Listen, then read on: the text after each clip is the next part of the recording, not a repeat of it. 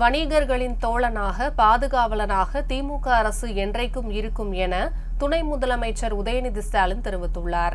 சென்னை கலைவாணர் அரங்கில் சேப்பாக்கம் திருவல்லிக்கேணி தொகுதியில் இயங்கி வரும் திருவல்லிக்கேணி வியாபாரிகள் சங்கத்தின் பொன்விழா நிகழ்ச்சி நடைபெற்றது. இதில் துணை முதலமைச்சர் உதயநிதி ஸ்டாலின் கலந்து கொண்டு சிறப்புரையாற்றினார்.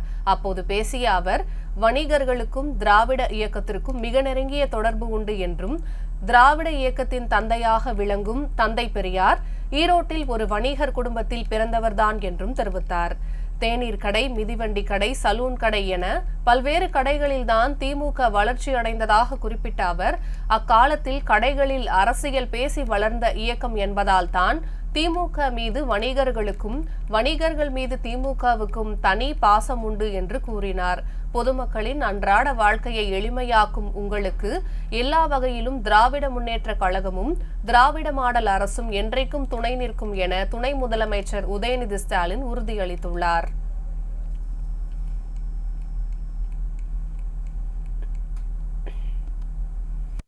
அசால்ட்டா இல்லாம ஒவ்வொரு நாளும் கரெக்ட் டைமுக்கு உங்களுடைய கடையை திறந்து நீங்க வியாபாரத்தை துவங்கிடுவீங்க.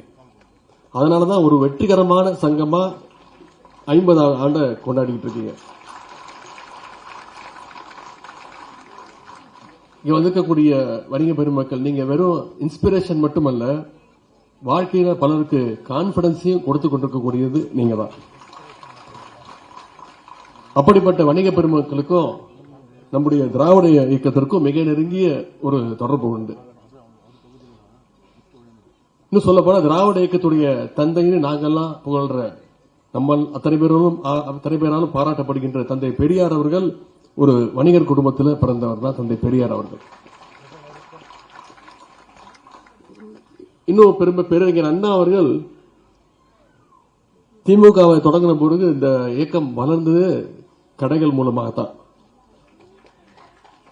உங்களுக்கு தெரியும், சலூன் கடை, டீ கடை, சைக்கிள் கடைகள், இந்த கடைகள் மூலமாக தான் திராவிட இயக்கம் வளர்ந்தது.